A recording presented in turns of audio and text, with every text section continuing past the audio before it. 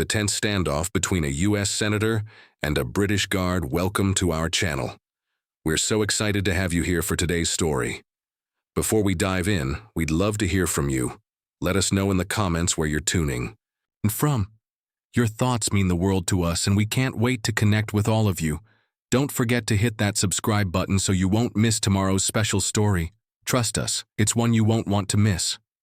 Now, sit back, relax, and enjoy the tale we've got in store for you today. Senator Mark Donovan had never been one for tradition. As he stepped out of his sleek black car and into the historic grounds of Buckingham Palace, he couldn't help but mutter under his breath. His eyes scanned the grand courtyard, and his expression was anything but impressed. The drizzle of the typical London rain made the palace look almost blurry, like a faded picture with a soft filter. It wasn't the grandeur of the palace that caught his attention, nor was it the air of sophistication that surrounded him. No, for Donovan it was just another event, another stage to walk through. "Why are we treating this like some old-fashioned dress-up game?" he said, his voice loud enough for those around him to hear. His assistant, walking closely behind him, shot a nervous smile, but he knew better than to challenge his boss.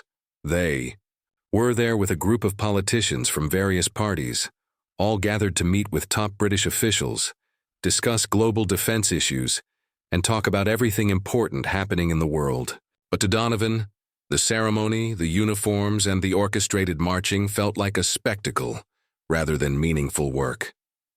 As they walked towards the West Courtyard for the official tour, Donovan didn't even wait for someone to hold an umbrella for him.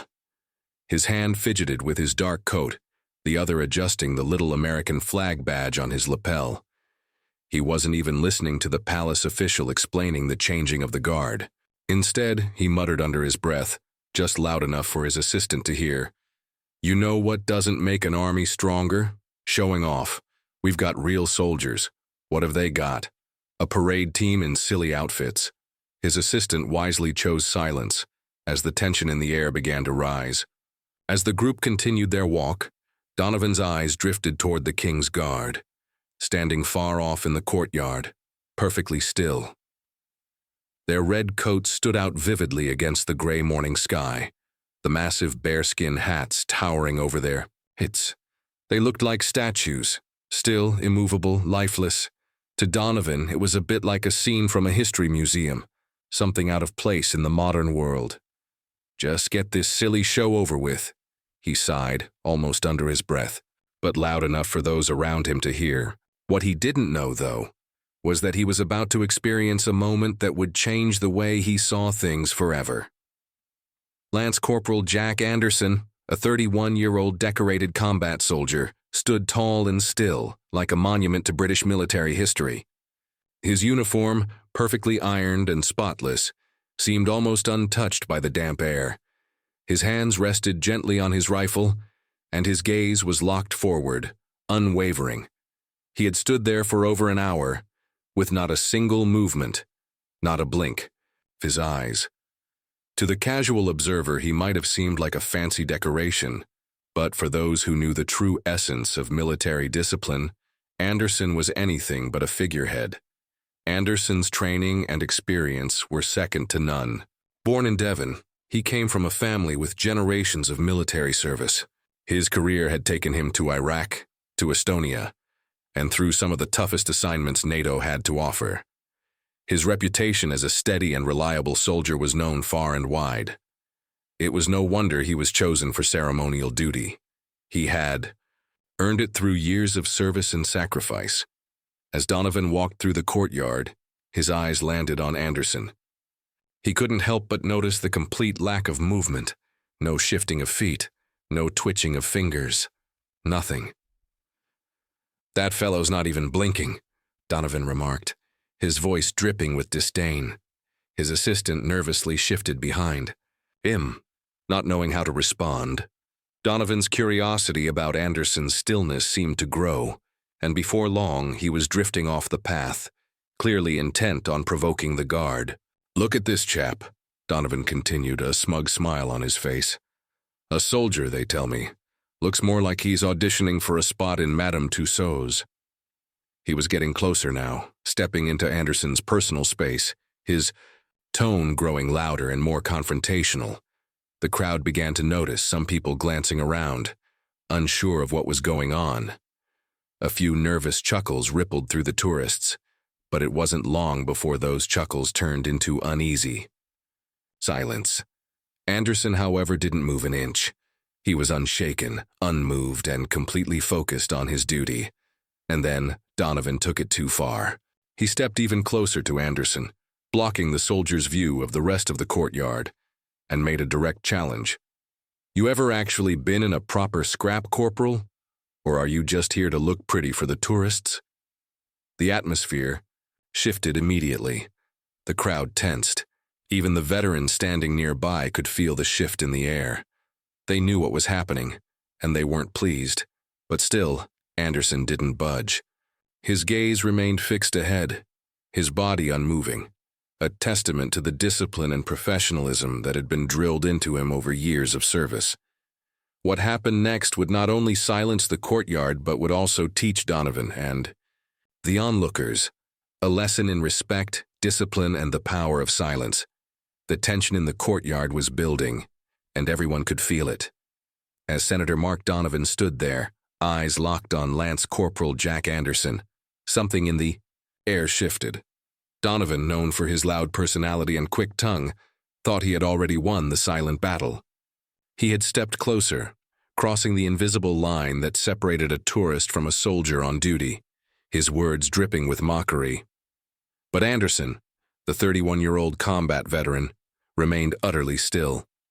Donovan couldn't stand it any longer. He'd seen soldiers in Iraq, in Afghanistan, and all over the world, but none had ever dared to stand like this. His voice rose as he leaned in even closer, practically inches from Anderson's face. "What's the point of all this?" he said, his tone louder now, forcing the crowd to notice. "You really think standing here in that silly uniform is what makes an army strong? It's a joke." The words were out before Donovan could stop them. But what he didn't realize was that the crowd, tourists, veterans, officials, were now watching with rapt attention, their gaze shifting from him to the motionless guard. Donovan expected a response, even a flicker of irritation, maybe a twitch of a muscle, but there was nothing, just pure stillness. It was as if Anderson was a statue, carved out of the very stones beneath their feet. Donovan, growing increasingly frustrated, turned to his assistant, muttering loud enough for anyone nearby to hear, "Is this how they do things here? They send out these soldiers to stand still and do nothing? In America, we train our soldiers to be ready for anything, not for some fancy dress-up parade." But still, no movement from Anderson. His hands remained perfectly still on the rifle, his posture unyielding. And that, more than anything, began to gnaw at Donovan. He couldn't stand the idea that a British soldier, standing in front of him, could hold more discipline than any soldier he had ever commanded. Suddenly, Donovan took a step back, sizing up Anderson. He was looking for weakness, looking for something to provoke. His eyes narrowed and a small, almost imperceptible smile crept onto his face. He had an idea.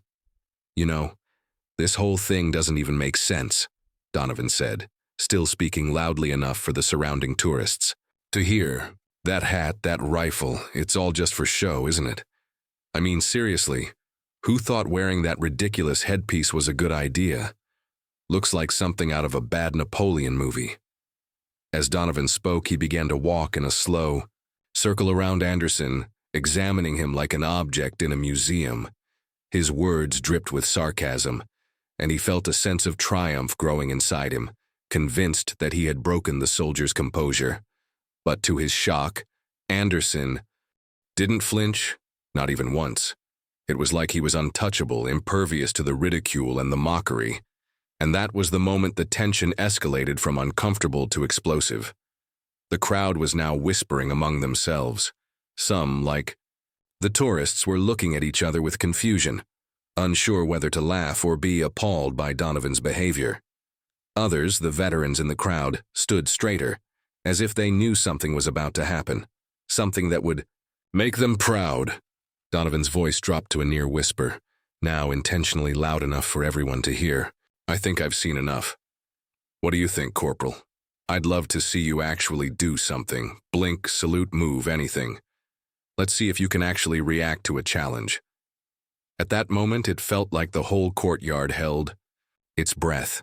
The sound of the drizzle on the stone and the soft shuffle of people shifting on their feet seemed to disappear. Donovan, still full of bravado, stepped even closer to Anderson, so close that his shoulder brushed against the rifle. He stood there, chest out, head high, daring the guard to break, and yet Anderson stood silent, unmoving, unflinching. The silence stretched on. It felt like hours, though it had only been mere seconds. Donovan's heart began to pound in his chest. He had expected something, anything, a reaction, even if it was just the tiniest sign that Anderson might be rattled. But nothing. This was no ordinary soldier. This was a man who had endured far worse than words or mockery. In the distance, a small group of British veterans straightened, their eyes narrowing in recognition. They understood what was happening. Donovan, with all his power and bluster, had crossed a line. He had challenged a soldier's discipline, and now, in this tense silence, that soldier was silently winning. Anderson's eyes never wavered. His posture was perfect, his discipline unwavering. The world around him seemed to stop moving, but he, despite the challenge, remained completely still. There was no sign of surrender, no crack in his armor. Donovan, frustrated and now feeling a hint of embarrassment, tried to regain control. He squared his shoulders, cleared his throat, and looked around, as if daring anyone to challenge him. But there was only silence in response. Silence from the guard, silence from the crowd, and a heavy, palpable tension that hung in the air. Then, the smallest movement from Anderson broke the silence. His left hand, gloved in white, slowly rose, and gently removed Donovan's arm from where it was dangerously close to his rifle. The crowd gasped, some instinctively stepping back. The tension had shifted, and in that small, deliberate movement, Anderson had shown who was truly in control. He hadn't moved aggressively, but the message was clear. Donovan had crossed a line, and Anderson, without a word, was sending him the only response that truly mattered. The crowd began to stir, a ripple of approval spreading among them. And in that moment, Donovan knew that his challenge had been met, not with a shout or a defiant gesture, but with the silent power of discipline and respect.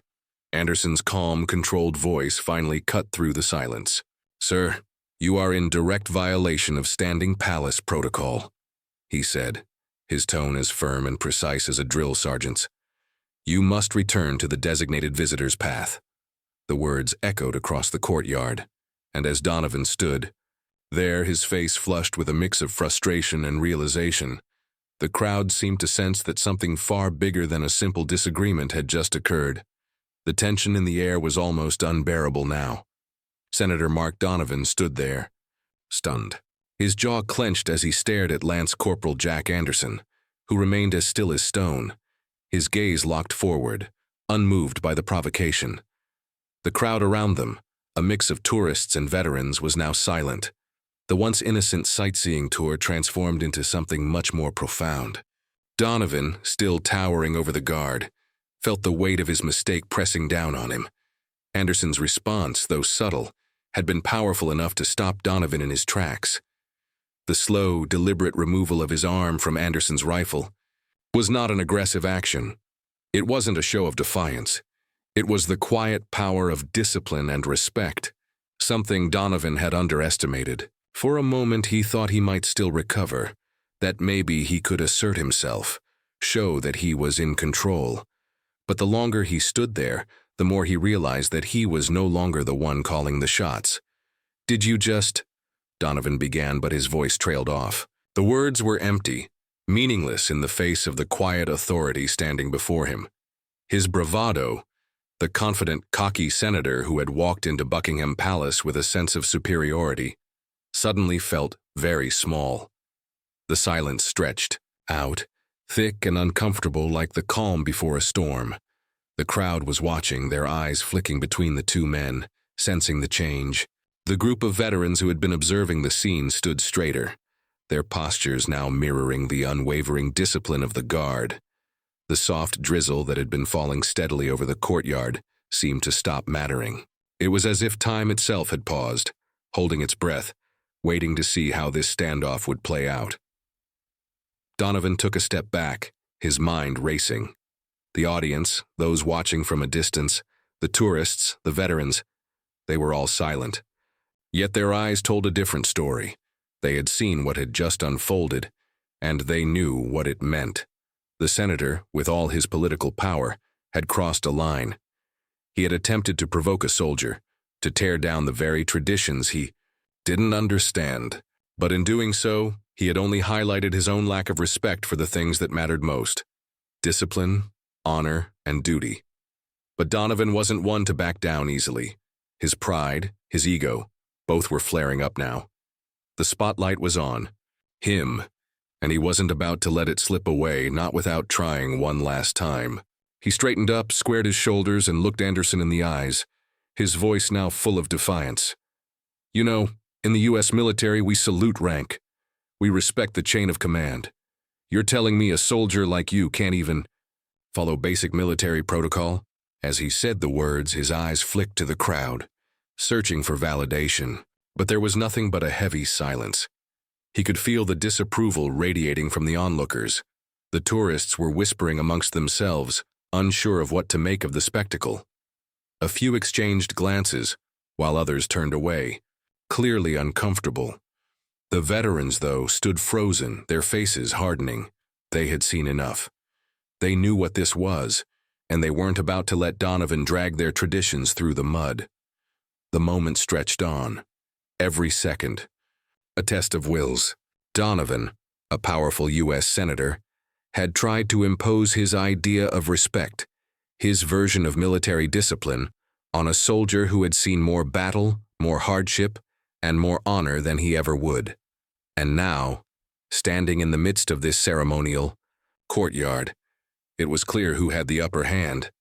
Anderson, still not moving, stood as if he were carved from marble, his eyes never wavering from the front. The crowd, sensing the tension in the air, seemed to hold its breath. Donovan, no longer able to handle the silence, took another step forward, his voice lowering, trying to exert his dominance. "I'm giving you an order, Corporal," he said, now loud enough for everyone to hear. "Salute me, now." But still Anderson stood unmoved. No flicker of emotion, no twitch, not even a blink. The atmosphere had reached its boiling point, and it was no longer just a question of military protocol. It was a question of respect, and Anderson, in his silence, was teaching Donovan more than any word ever could. The crowd began to stir, and that's when it happened.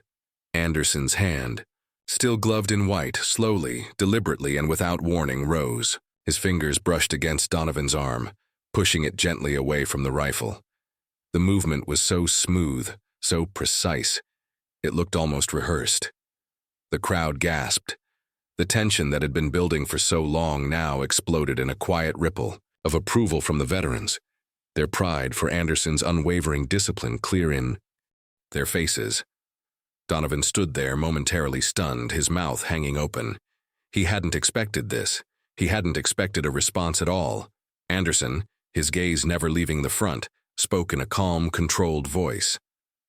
"Sir, you are in direct violation of palace protocol." His words rang out, cutting through the thick silence like a knife. "I must respectfully ask you to return to the designated visitor's path." The words were delivered with the precision of a trained soldier, and the effect they had on Donovan was immediate. For the first time since he had stepped into Buckingham Palace, he felt a sinking sensation in his stomach. The crowd had witnessed it all, and the message had been made loud and clear. For a moment, Donovan stood there, his chest heaving with a mixture of frustration and realization. He had tried to break Anderson, to undermine everything that soldiers stood for. But instead, Anderson had broken him, not with words, but with silent discipline. The crowd, now fully understanding the gravity of what had just transpired, began to whisper in awe. Anderson's gaze remained fixed ahead, as if nothing had happened. No triumph, no victory, just a quiet, unshakable strength. Meanwhile, Donovan, defeated in a way he hadn't anticipated, took a step back. The words he had planned to say were gone, replaced by the humbling realization that sometimes silence speaks louder than anything a person could say.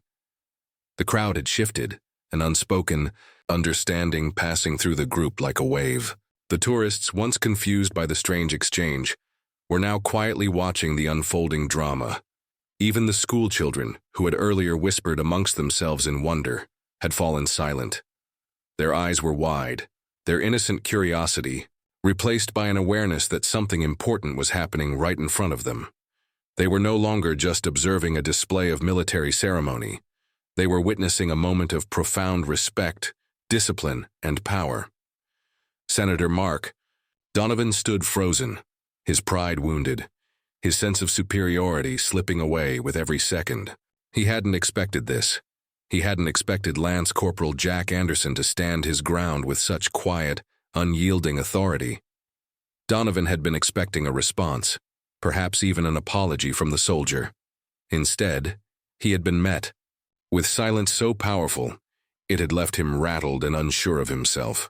The tension in the courtyard was thick, the kind that could be cut with a knife. Donovan's heart pounded in his chest. His jaw clenched tight as he stood there, trying to regain some semblance of control. He had been the one to issue the challenge, but now, standing before Anderson, he felt small. His voice had lost its earlier bravado, and his mind raced for something, anything, to regain the upper hand. But Anderson didn't move. His eyes, though fixed forward, seemed to pierce through Donovan, as if silently reminding him that there was a difference between words and actions. The more Donovan stood there, the more it became clear. Anderson wasn't going to break. Not now. Not ever. Behind Donovan, his assistants were fidgeting, exchanging nervous glances, unsure whether they should step in or remain silent. They had witnessed their boss's boldness turn into frustration, but they knew better than to interfere. This wasn't a situation that could be fixed by a quick comment or a sudden distraction. This was bigger than that. Donovan, realizing that his attempt to provoke Anderson had failed, took a deep breath. He could feel his resolve crumbling. His political power, his status as a senator meant nothing here. The palace, the guards, the British traditions, they didn't bend to him. And that realization stung harder than he wanted to admit. Then, just when it seemed like the standoff would continue indefinitely, a figure appeared at the far side of the courtyard, a sharp presence that cut through the tension like a sudden gust of wind. Captain Sarah Jones, a tall and imposing figure in her impeccable uniform, walked across the gravel toward Donovan. She moved with purpose, her every step deliberate and sure, and immediately she commanded the attention of everyone in the vicinity. Donovan turned, his eyes narrowing as he took in the new arrival. He expected to be lectured, maybe even reprimanded, for his behavior, but instead Captain Jones exuded a calm, unflappable authority. She was a woman who had seen much more than this petty back and forth. A decorated logistics commander, she had worked with NATO and had been through far tougher situations than this. And it showed. "Senator," Captain Jones said, her voice steady and composed, "if I may have a word."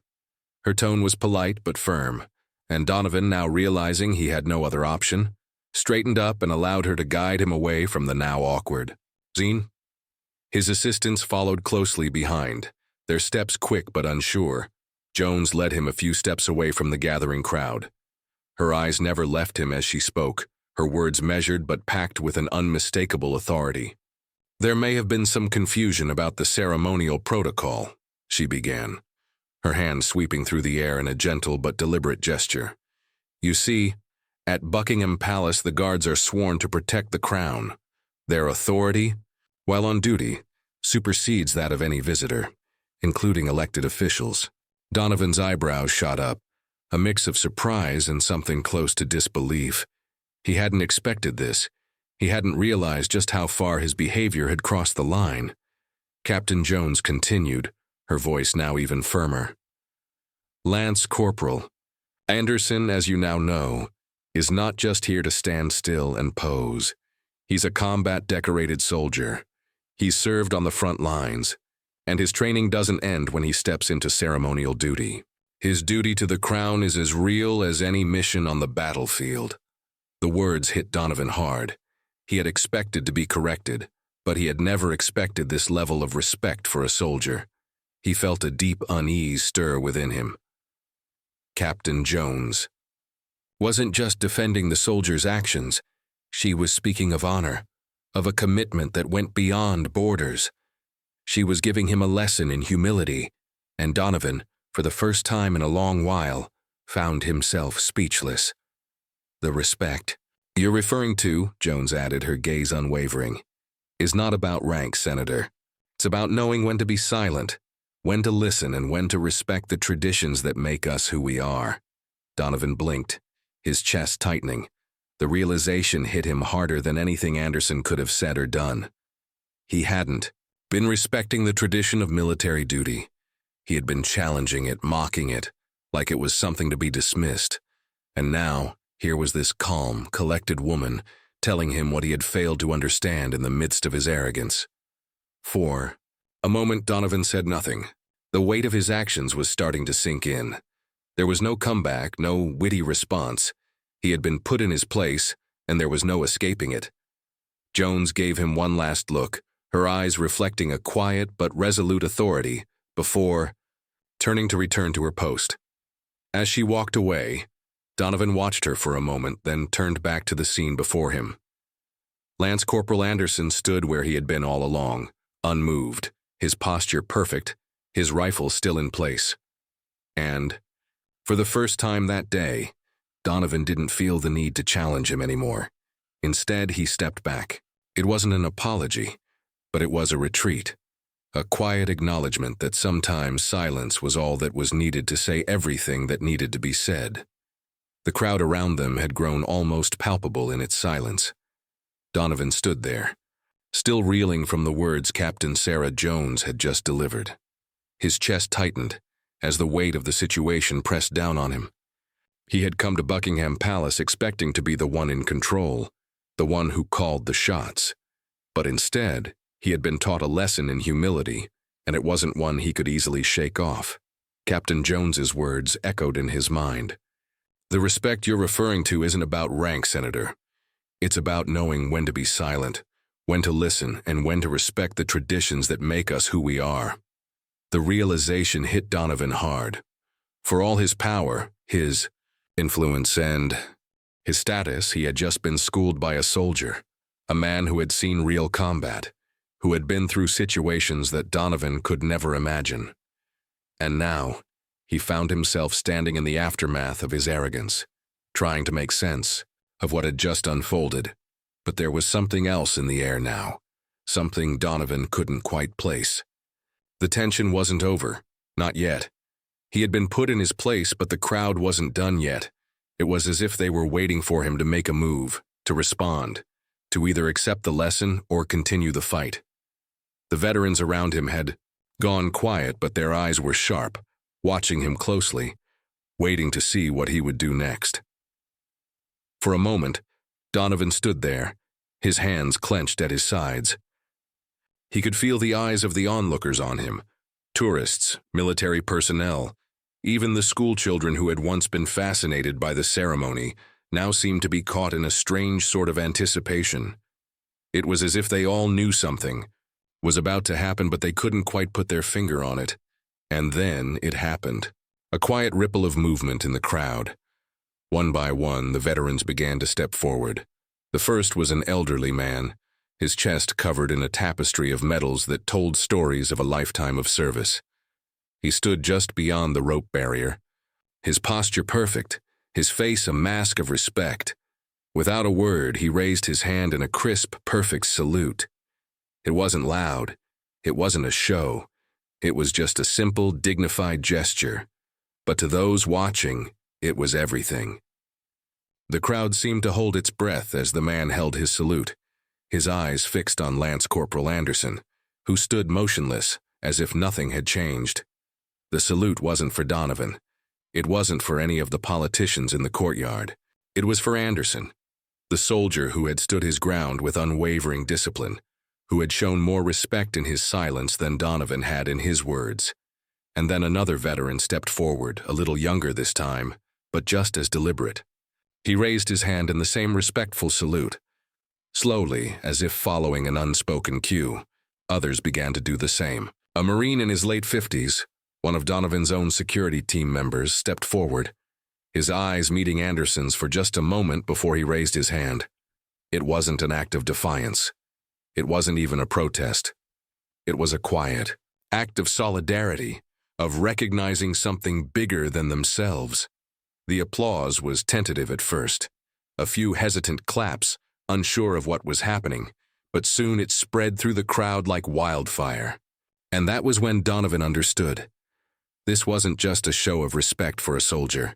This was a message that went beyond national borders, beyond rank, beyond politics. It was a message about discipline, about understanding the meaning of service, and about respecting traditions that had been upheld for generations. Donovan stood there, stunned. He hadn't expected this. He had thought he would be the one receiving the respect, the one in control. But in this moment, he was the one who had been humbled. He could feel the heat rising in his cheeks, a flush of embarrassment that he couldn't hide. His jaw clenched, but he didn't speak. He didn't know what to say. His pride, once so towering and sure, had been shattered in front of an audience he hadn't even realized was watching so closely. The crowd's applause continued, a mixture of reverence and quiet pride. Donovan could feel the shift, the change in the atmosphere. It wasn't just about him anymore. It was about something bigger, something that had nothing to do with his position or his title. And as the last of the applause died down, Donovan turned his back on the scene. He knew it was time to go. There was nothing left to prove here. His assistants, still trailing behind him, exchanged uneasy glances, unsure of what to say. Donovan's eyes, once filled with the arrogance of a man who thought he could dictate the terms, were now dull, resigned. He didn't look back as he walked toward the waiting cars. He didn't need to. The moment had passed, but it would stay with him long after he left Buckingham Palace. As the sleek black cars began to pull away, the lights from the tailpipes casting a faint glow in the damp mist of the courtyard, Donovan caught one last glimpse of Lance Corporal Anderson.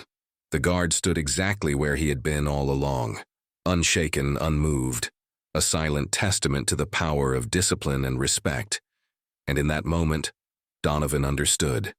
Respect wasn't about rank. It wasn't about who you were or what you did. It was about recognizing the strength in silence, the power in tradition, and the courage to stand firm, no matter what. The cars disappeared through the palace gates, and the courtyard fell quiet once more, as if nothing had ever happened. But for those who had witnessed it, the memory of the moment would linger, a reminder that sometimes the most powerful response is the one that speaks without a word. We'd love to hear what you think about this powerful moment. Was Senator Donovan's behavior justified, or do you believe he crossed a line by disrespecting the traditions of the British Army? How do you feel about Lance Corporal Anderson's unwavering discipline and the way he handled the situation? Do you think that kind of silent strength is what truly defines respect? Or should more be done to speak up when challenged? We're genuinely curious to know your thoughts, especially if you've ever encountered a situation where respect, tradition, or discipline played a key role in how things unfolded. Was there a time when you saw someone stand their ground with nothing but silence? What did that teach you? Take a moment to share your opinions in the comments below, and let's get a conversation going. Whether you agree with the senator or stand with the guards, your perspective matters.